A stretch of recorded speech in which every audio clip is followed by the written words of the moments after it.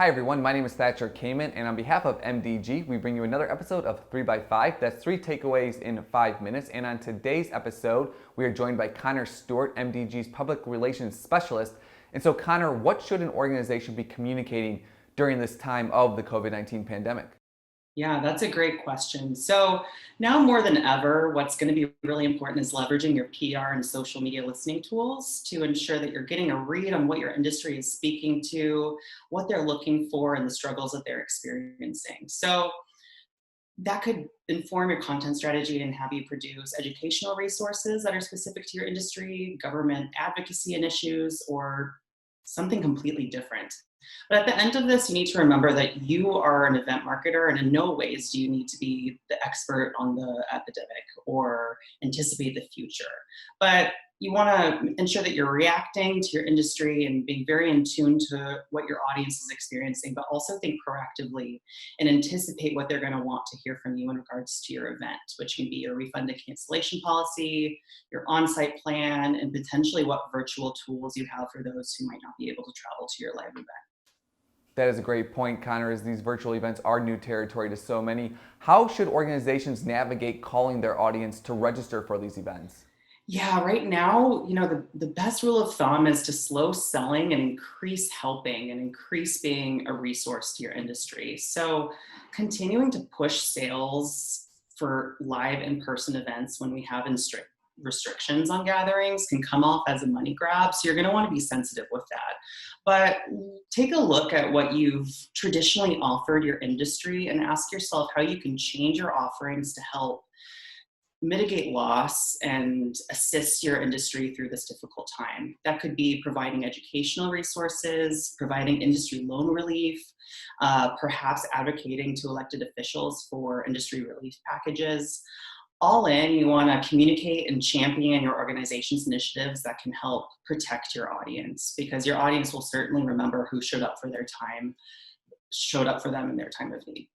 What should organizations know about PR campaigns during the COVID-19 pandemic, Connor? Should pre-planned campaigns be canceled? Yeah, that's a great question. So, not all news needs to be related to the pandemic. There certainly may be a good amount of pre planned news and announcements that are still very relevant to your audience today and can actually provide a breath of fresh air in today's negative clutter of news. So, think about your message and how it can stand out in today's news, but you have to get creative with how you're going to distribute your communications. So, remember that journalists and reporters are also under travel restrictions. So, to adapt to today's new normal, you have to develop some new PR tactics that work for this remote setting. So, one of these can be inviting journalists to join virtual tours or events, which can help drive coverage for things like annual award ceremonies or maybe keynote presentations, virtual education sessions that you may have planned. And another tactic to keep in mind that works remotely is creating a TV coverage package. So while TV broadcast coverage